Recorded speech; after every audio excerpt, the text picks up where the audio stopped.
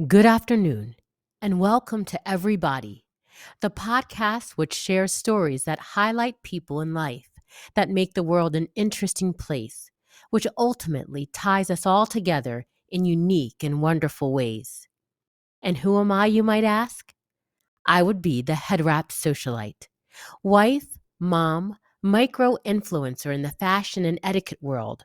But on this podcast, I will be introducing you to some people who I've had the opportunity to meet along my journey, who have helped enrich me in my life in beautiful ways, and who I hope will do the same in yours.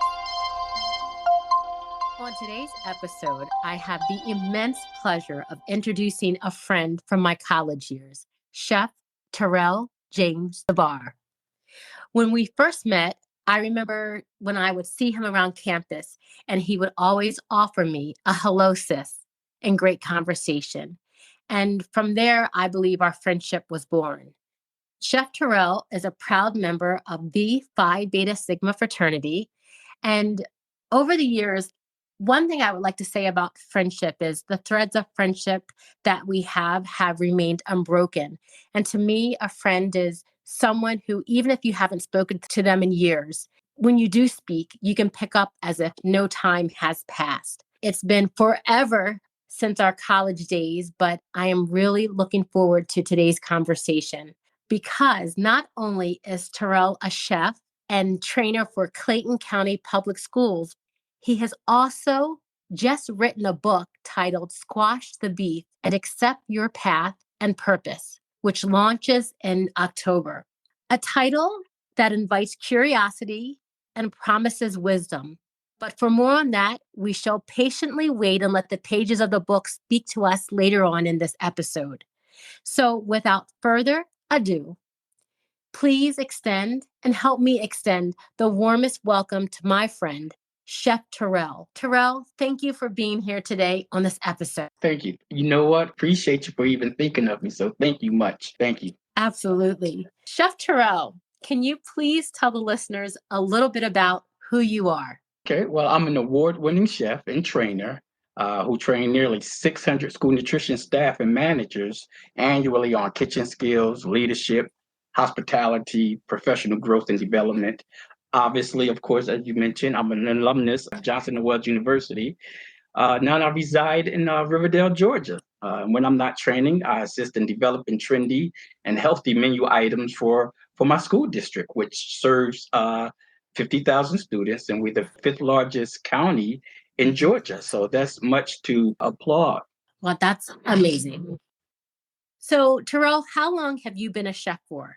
Wow, I would like to say almost 30 years. I graduated, as you know, in Johnson & Wales in 92. Mm-hmm. And prior to that, I actually was in culinary arts in high school. My brother suggested that I go there and take up culinary arts because we was hungry children. And taking up culinary arts, we would be able to eat. Right. And so I took up culinary arts, not because I had a passion for cooking, but I was just a hungry child and I just wanted to eat. I had no clue that you can get a scholarship to Johnson & Wales University. And I was able to get a full scholarship. One of the finest schools for culinary arts. Wow. And in order to become a chef, like how many hours does it take? You don't have to go to school to be a chef.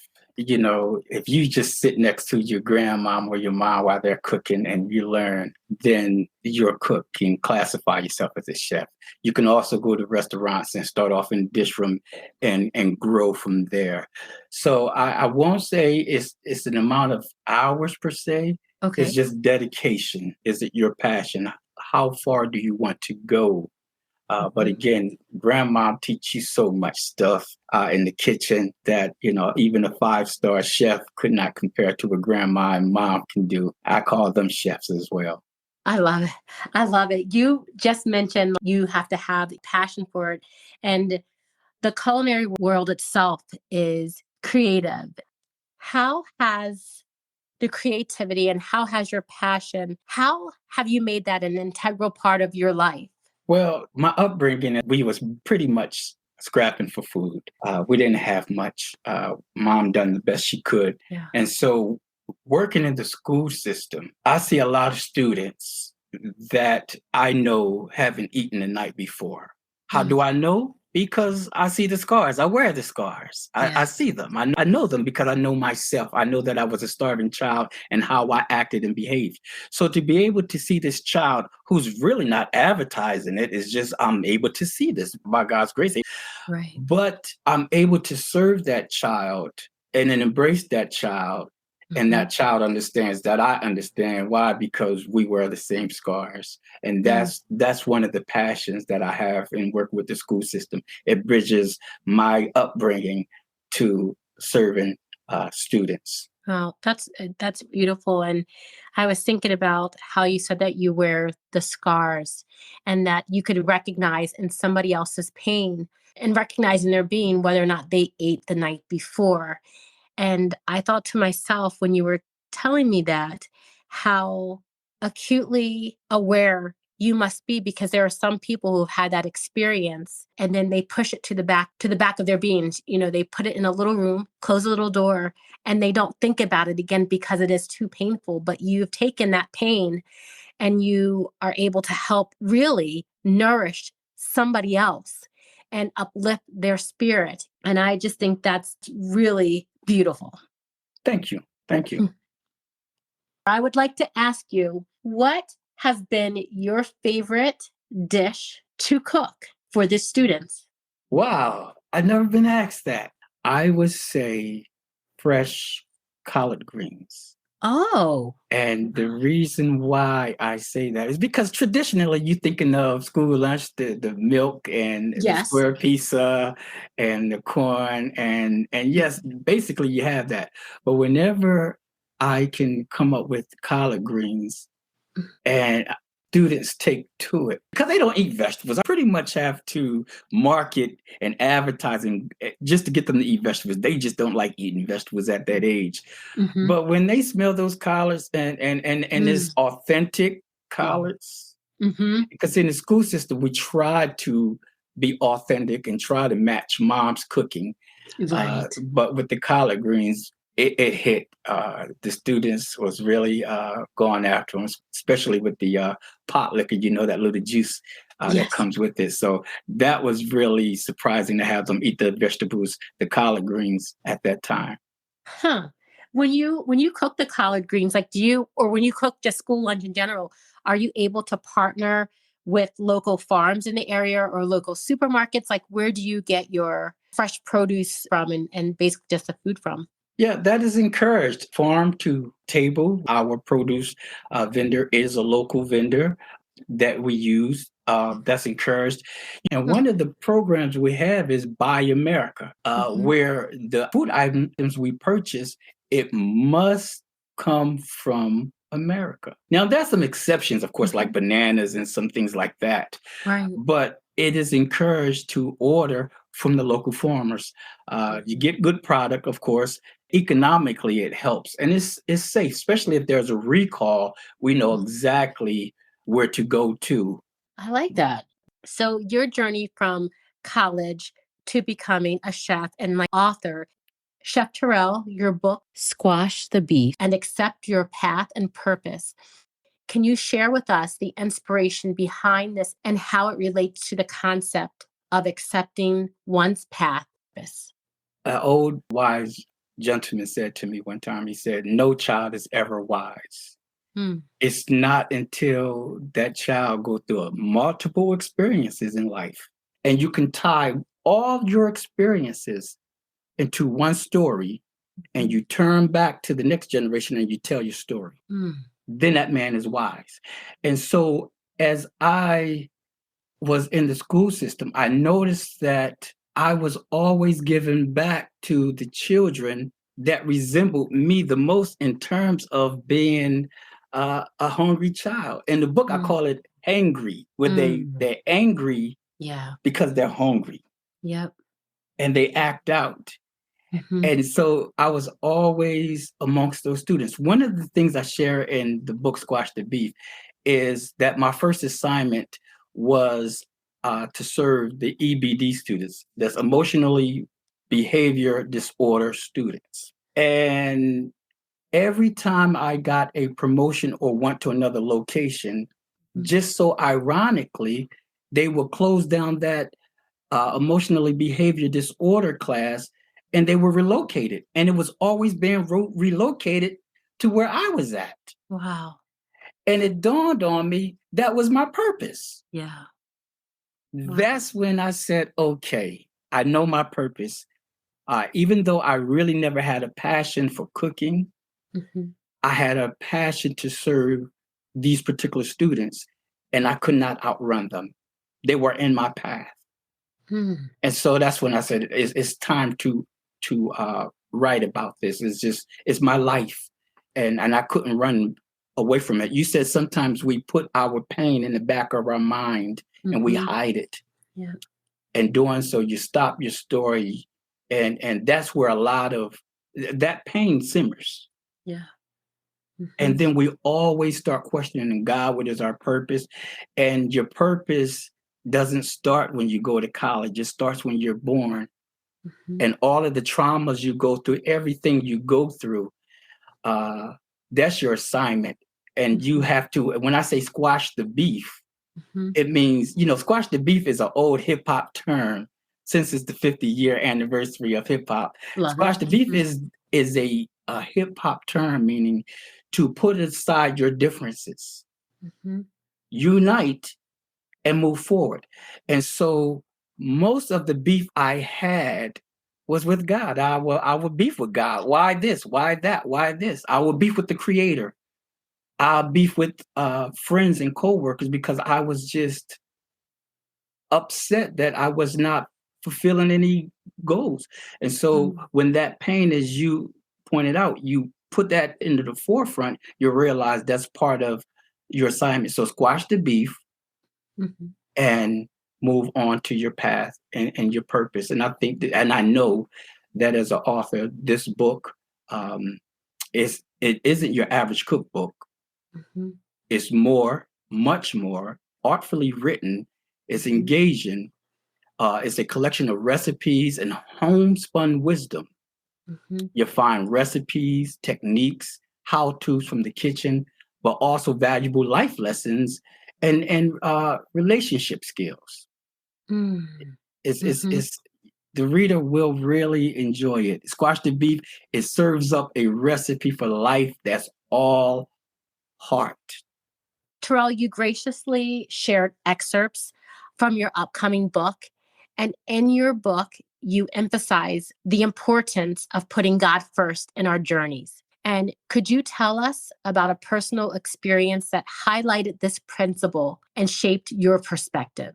Yes. When I first joined the school system, they didn't have anything position-wise in the cafeteria. So they offered me a position as a substitute teacher. And and I took it. I said, okay, great. Before I accepted that position, and if readers read the book, I was unemployed for a while. And I was trying to regroup. And at this time, I took that particular position. And those students, the emotionally behavior disorder students, they were loud. And as a teacher or a faculty member, we could not, yell back. Having my upbringing to engage those particular students. See, a student is not a fool. They know if you are sincere or if it's a paycheck. And if you are there just for a paycheck, there goes the beef. They're going to beef with you. Right. It's going to be all beef because they know you don't really dig me. You're not here for me. But when I was able to have them listen to me and there was no beef between us because I squashed the beef with genuine love. Because as I indicated, I wore their scars. We squashed the beef, and they were like the exceptional students to me. So as I moved from being a sub to a cafeteria manager at that time, every time I moved, they were there. That was when I knew, okay, the Creator is real. This is my assignment. Before that sub, I was actually literally selling final calls and bean pies along with the Nation of Islam. That's all in the book. It's exciting. Mm-hmm. And I wasn't making that much money. And I remember the creator had spoken to me and said, "Why are you upset at the $11 that you have in your pocket Mm-hmm. when you have a degree in culinary arts?" Mm. And at that moment, I realized I didn't want to be like that foolish person who buried their talents. Right. And God pretty much chastised that person. And Mm-hmm. I said, "Let me get back in." And that's when I knew it was my journey. It was my assignment. Wow. That's how I knew. And Wow. I'm excited to share that. I would like to say, thank you always for sharing your story. Your faith, I've seen the way that you talk shines through. Can you share how your relationship with God has influenced your culinary pursuits and your journey as an author? How have you seen your career path change? Well, the exciting thing is Jello. I talk about Jello in the book. Mm-hmm. And with Jello, it's a timing thing. You want to Mm-hmm. gel. Mm-hmm. You want to put the fruit in the Jello, but you have to make sure that is, just right before you put that fruit in there. Mm-hmm. And so the thing I take from Jello is that when you're first starting with a relationship of any kind, you don't want to go in there and just divulge everything. Mm-hmm. Just like adding fruit to Jello, the relationship is not strong enough yet to withhold all of that. But Mm-hmm. see, on that same thing with the Jello, if you are good at having the fruit in the Jello and it's all there, I say that one of the things in squash the beef, I said you have to be careful of what you say. God used words to create the heavens and the earth. He said, "Let there be." So words are powerful. Mm-hmm.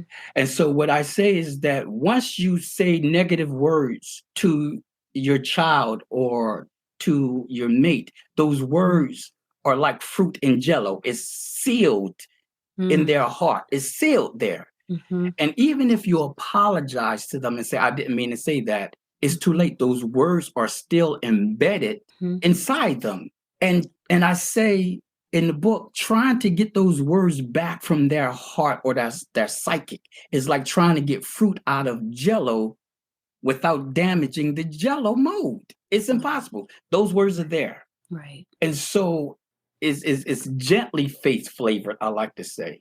And the Mm-hmm. life lessons imparted offer plenty of food for thought Mm. that talks of wisdom. In the world that we live in, it's so often focused on comparison and competition. How does your book guide readers towards embracing their individual journeys and avoiding the traps of self doubt, like being stuck in honey? Oh, wow. Exceptional question. There's so many stories in the book. One of the stories is my son who was born in Rhode Island when we was on campus, and he have a disability, and he could not find work as when from 16, 17, he could not find work. No one wanted to take a chance, and so one job took a chance on it was just this independent CD place. They burnt CDs anyway. This young man was able to take that business, and this was when CDs were on a decline. The business was folding, and my son asked the owner, "Before you close the doors, let me revamp this into a digital." And they done that, and this is clearly in the book. And the rest is history. He made a fortune off of this. And he makes a fortune off of his influence on the internet. He didn't have to work. He really done well for himself. Mm-hmm. He was bullied in high school and teasing of his leg. Now that he's really wealthy by God's permission, Mm-hmm. if you stop being jealous long enough, if I can do it for him, Mm-hmm. I can do it for you. Right. And that's where it all works. If we stop looking at other people and being jealous of what they're doing, we're missing the story of yourself and the story that is in everybody's life. And what's beautiful too is everybody's story and everybody's journey all have something beautiful, unique, and wonderful to add to the overall story. Can you tell us more? Because I'm intrigued. When we're in college, and I like that you're so open and so forthcoming and sharing your story with us. How did you manage college with having a baby?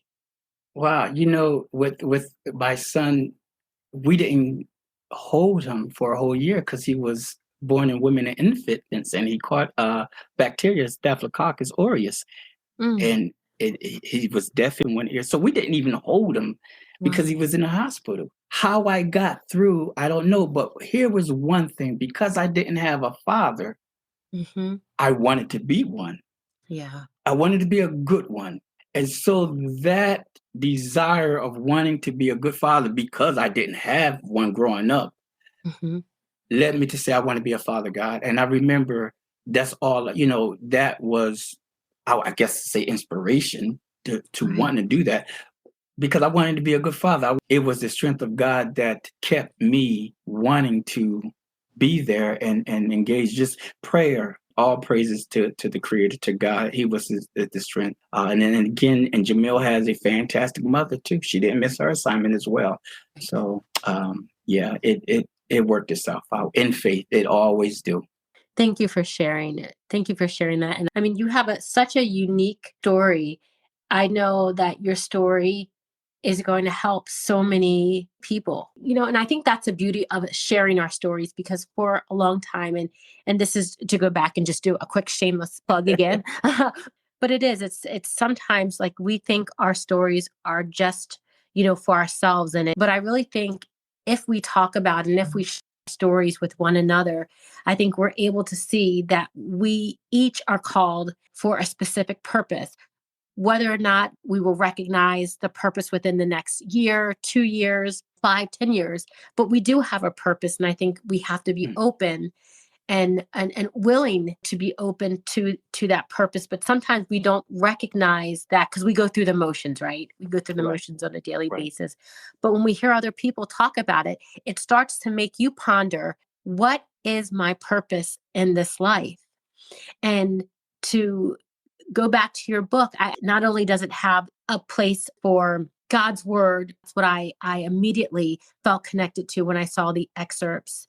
For I have plans to prosper you, plans to give you hope in a future. I love that. Yeah. I also looked at the book and I thought to myself, this would be a great place to write down your aspirations and dreams and to use it as a journal as well. And to take the recipes while you are pondering or, your life's purpose. But there's so many different ways that this book I know is going to be helpful to the masses. And I honestly, I cannot wait to see the response that you get back from this book, because it is very powerful. Thank And you. I know it will connect a lot of people to their purpose. Thank you, sis. That means a lot coming from you. It means a lot. Yeah, we were what, 18, Yeah. 19, and I saw your light. Hmm. I saw your light. So it did shine. And so I know I do, and I know now. And again, I just thank you. Wow. And I don't know the words, but I thank you for this, to be able to sit down with you and dialogue on these. It's not too often you can dialogue with certain subjects like this, Hmm. but when you can, it's fulfilling. I agree. I was looking forward to this conversation. We haven't spoken, we've seen each other on Facebook and connected through Facebook, but to talk, who would have known those 18-year-old kids who, were walking through, the yard, Yes, yes, living life, yeah. right? Living, yeah, exactly. Yeah, we go on to get married and Yeah. have children Yeah. and life. Yeah, and still stay connected. I just think, by the grace of God, it's everybody that He puts in our path. I was just talking to a friend earlier today. It's like everybody that He puts in our path has a purpose, on our life, and hopefully, that purpose. And a lot of times that purpose is it helps you unlock something, deep within yourself that maybe you didn't see, or that He's like, okay, I need you to understand this today. So, Right, this is your right. friend who's going to help you on this journey. Before we close, I have a million and one questions. I've written a million and one things down, but I would like to also ask you, as someone who has explored, culinary arts and been in that science and writing, what message do you hope that the readers take away from your book to enrich their lives and their walk with God? You said it clearly. Hope. Hmm. Hope and faith are cousins. And we are in a world where people are losing hope. Mm. And once you lose hope and you lose faith, man, want this book to reestablish hope and faith in God and God alone. Mm. That is going to be the assignment of this book. I don't know where it's going to go, but that's where I will hope it goes, to reestablish faith and hope. When you asked me earlier, how did I get by? How do I endure? It's just with the Creator. Mm. So that's what I pray. That's what I hope that readers will take with this book. Shocked that after many years, we can still hit it off the way it is, because, a good slow cooked meal, if it's a homemade meal, when it goes cold or it's the next day, you can reheat that home cooked meal and it won't lose any of its quality. In fact, the flavors are going to be more seasoned than ever before. So as we go through life, even though we haven't seen each other or talked that many years, it picks off where we left off, because it's a genuine home cooked relationship. Yeah. And the season, we're more seasoned now. For sure. We're more seasoned, more developed. For sure. Yeah. And so I agree with you on that. And I like the way you put that, my friend. But I would like to say, as we draw this episode to a close, I find myself, I have been enlightened, immersed in the wisdom and inspiration that you've shared, Chef. And I would like to also say that you have a gift, you have an insight, which was beautifully stated in the pages of your upcoming book, Squash the Beef and Accept Your Path and Purpose. Through today's conversation, I'm understanding that Squash the Beef isn't just a book. It's a guiding light of self-discovery, acceptance, and how to find one's purpose. I also will tell you that through our conversation today, I see your unwavering faith in God. I hear it in your voice. God serves as your compass, and it steered you towards a deeper calling for yourself. And from your culinary endeavors to this new venture in writing, Chef Terrell's experiences, a beautiful testament to finding out what fuels us and pushes us forward in this thing called life. We are reminded also, I think, that each step that we take, no matter how small they can seem at the time, can lead us towards revelations and an enormous amount of transformation. So the concept, I think, is beautiful of squashing the beef because it's multidimensional. And I cannot wait to read the full book and implement that in my life, and to also cook some really cool recipes. Your relationship with God makes my heart sing. From my heart to yours, I just want to say thank you so much for being a part of this episode. Thank you. I enjoyed it thoroughly. I'm happy as a clam. and you're welcome here anytime. And when Thank you. Yes, and when your book launches, we'll have to put a social media blast out like, the book is here, get your book because they're going to sell out fast. Yes, Get your book. yes. Can I ask you, Yes. Can I get a signed copy? You certainly, of course. I would like a signed copy. You don't even have to ask that, of course. Signed, sealed, and delivered. I will tell you, since the episode has concluded, your amazing son, who's this TikTok extraordinaire. Can I tell you, my kids know your son from TikTok. They're like, get out of here. Yeah, seriously. And then because my son is a sneakerhead, and your son does, his sneakers. And my son was like, you don't know his dad. I was like, no, we went to college together. Yeah. Like, really? Yeah. Wow. Yeah, it's a small, Wow. big It world. says, But yeah. He gonna be tickled when I mention that. Yeah, that